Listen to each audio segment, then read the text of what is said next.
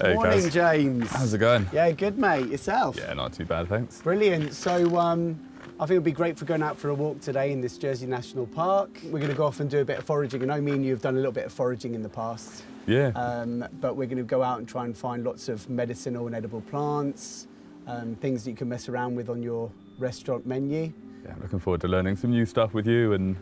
Yeah, brilliant, because we're in that springtime now, so hopefully there'll be a few things you haven't seen before, and I can hopefully surprise you with a few bits and pieces that you can include in the foods. So heading west along the coastline there, we're right on the high tide now, sun is shining, ready to rock and roll. I think it's going to be amazing. Yeah, I've got some local turbot and some oysters we can cook over the coals down there over in Archie, so... Brilliant. If we can finish with filling our bellies, I'll be a happy man. Let's do it. Let's amazing. get started. Let's do it.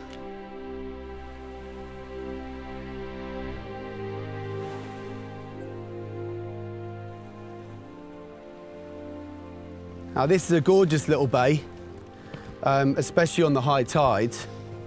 I don't know if have you actually ever been down here before?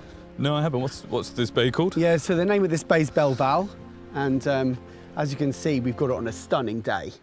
No wind, super high tide, nice little rocky coast. So first flower we're going to come to here, which is edible, but I wouldn't say it's got a major amount of flavour. But I think it's just quite cool to decorate the plate if that's something that you were looking for. You know, we're coming into this kind of late spring now. So this one's called Red Campion.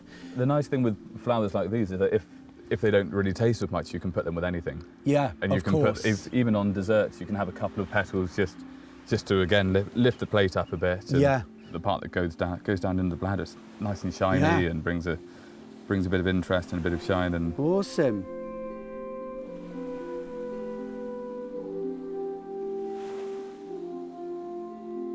So we've got our sea spinach or sea beets.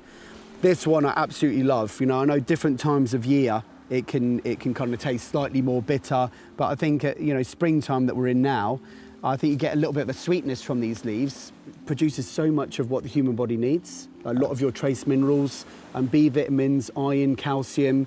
So, you know, this is one that I include in my diet a lot. I had it on before where we just put a few leaves on top, and because you said it does have that kind of sweetness to it. Yeah. It's nice to go along with something like samphire or monk's beard where you've got the saltiness that comes through. This can help balance that. Yeah, for sure. In a pan with a tiny bit of butter. Exactly. Bit of heat and a touch of salt. One of the things that kind of drew me into Jersey, I went out with one of my chefs yesterday, and we went for a 2-minute walk up the hill, and we came back with a whole bunch of these leeks that are on our specials. So and we had some good. wild fennel. And that's the beauty of this island, and the fact that we've got, you know, coast and inland plants in such close proximity that, you know, you can be out for like a 10-20 minute walk and you've provided yourself with a really nice meal. Yeah.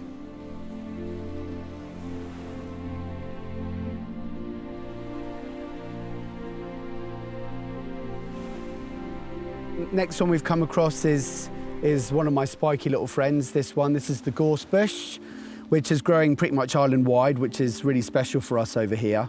And this time of year, I think, even though it's a gorgeous-looking bush, even though it is spiky, we've got these lovely electric yellow flowers that are on here at the moment. Have you used these before in the restaurant? Yeah, I've used them on desserts before. Again, as I said, I don't usually put things on which don't have too much flavour. These do have that kind of almost almondy aftertaste. We just use a couple of petals. I had them with an apple custard dish. Almost savoury, aren't they? They don't have any so sweetness good to them at all. I get a few gin makers in Jersey that are going wild for the gorse flower. Now, another thing I guess to mention in the national park is it's now protected areas, isn't it? This is all protected and it's all great for the future generations and things like that, but just making sure that people know the etiquette that if you are picking something, only pick just as much as you need, and therefore it just keeps going on better and better. And that's the gorgeous thing about it. As long as people treat it properly, there's enough for everybody. Yeah, well, even for the restaurant, we prefer to go out every day and take what you need and then... Exactly. And then top it up. All right, let's hit the road then, James. Let's go for it.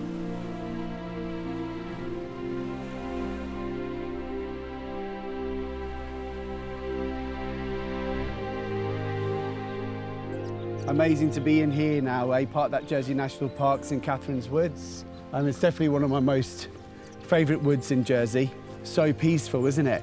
I think it is beautiful in here. It's the kind of place just to go for a walk, even if you're not foraging, just to lose the lose a few hours of the No, day. this is it, and just like, and again, because we're in springtime, it's that bird song is amazing. But let's just see what we can find in here. Just seeing over here, I think I've spotted some water mint just there, actually. So let me just step across here, even though it's going to be muddy. All right, here we go, look. We've got some water mint just here. I'll bring it over to you though, mate. And this is super in abundance as well, this plant, especially in these watery areas. Have you ever used this one before? Yeah, it looks almost like basil mint, doesn't it? Yeah. It's another one as well. As soon as you break it or rub it between your fingers, you know straight away what it is. Going to use some of these later on with our turbot dish. I've got some pearl barley I'm going to boil, and we'll toss this through at the end, so it will just be cooked.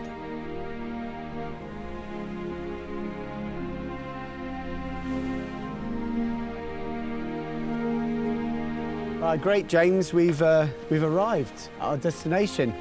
So beautiful Archirondel. I love this place. I think this is the time you're coming into your ultimate element of doing your cooking. Yeah, I think we can light up down this way. Yeah, I think it's a good shout towards the end of this rocky area. What is this samphire? Yeah, here? guaranteed you've got to get some of that. That's actually super fresh stuff. Pick a couple of sprigs of that. You can kind of see that someone's already had a little mini fire here, and then you're using some coals that just we like them, and they're going to put them out and take them away with us anyway. Yeah, so. we throw water over the coals and we can reuse them, so we take them away. Doesn't And that's ruin amazing, anything. and then that charcoal stuff anyway, it's not really harming anything in the environment, but we're just going to make a super mini fire here, so we'll just move these rocks out the way.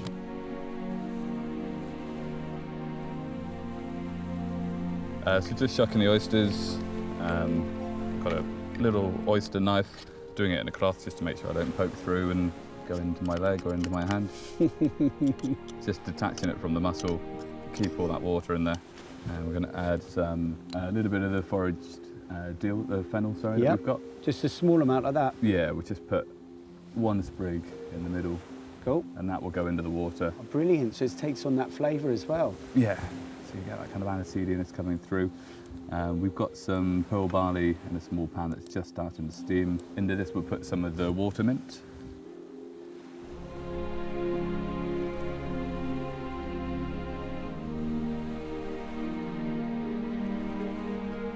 And I've got some roe from some turbot that's been drying for 5-6 weeks. You can see it's completely dry. That's great. So that just gets grated on the top, and that's our seasoning. We haven't added any salt, and that's our kind of hit of umami. Bit of a chefy thing, but Yeah, no, I love that.